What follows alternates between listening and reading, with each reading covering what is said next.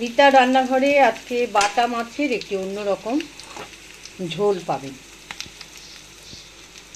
গরম পড়ে গেছে, সাদা মাছ খেতে হবে। সাদা মাছ সে বাটা মাছ হোক, বাঁশপাতা মাছ, কাজলি মাছ, পুঁটি মাছ, একটু সাদা রঙের মাছ হলেই ভালো হয় গরমকালে খেতে।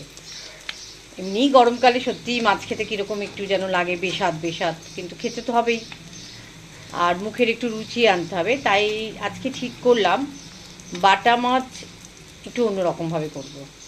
বাটা মাছ ভেজে নিলাম। একদিকে প্রেশার কুকারে আলু, টমেটো, কাঁচা লঙ্কা সেদ্ধ করে নিলাম। কেন নিলাম? একটু কাদা কাদা হবে, বাটা মাছের সাথে লেগে লেগে থাকবে, মানে আলুটা যাতে একদম দানা দানা না থাকে, মানে গোটা গোটা না থাকে, এরকম করে। আমি ভাজা হয়ে গেছে, দেখতেই পাচ্ছেন। আলুও বেশ মাখো মাখো হয়ে গেছে, টমেটো মাখো মাখো হয়ে গেছে, কাঁচা লঙ্কাও তাই। ঝাল যেরকম খাবেন সেরকম দেবেন।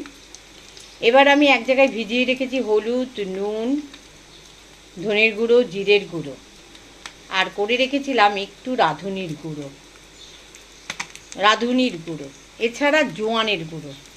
এটা বেশি করে যেটা করছি, জোয়ানের গুঁড়োটা একটু বেশি দিচ্ছি, খেলে শরীর ভালো থাকবে, এছাড়া মুখেও কিন্তু একটা রুচি আসবে, যে কোনো খাবার খেতে ইচ্ছে করবে। তাই আমি বাটা মাছ আর আলু ভেজে নিয়েছি, দেখতেই পাচ্ছে। এবার একটা জায়গায় মানে ধনের গুঁড়ো, জিরের গুঁড়ো, হলুদ, একটু নুন সব দিয়ে আমি জলটা ঢেলে দিলাম। খুব অল্প জল, বেশি জল দেব না, কারণ এটা না একটু গায়ে এই যে আলুগুলো একটু মাখো মাখো থাকবে, একটু মাখো মাখো থাকলে খেতে ভালো লাগে। রং দেখুন, কোনো রং দিতে হয় মাছে বা তরকারিতে? একটু মানে রান্নাটাকে একটু জানলে ঠিক মতো বেশি রং ফঙের প্রয়োজন হয় না। রং দেখুন, খেয়ে দেখবেন একবার। রাঁধুনি যদি না থাকে একটু জোয়ানের গুঁড়ো করে দিয়ে দেবেন।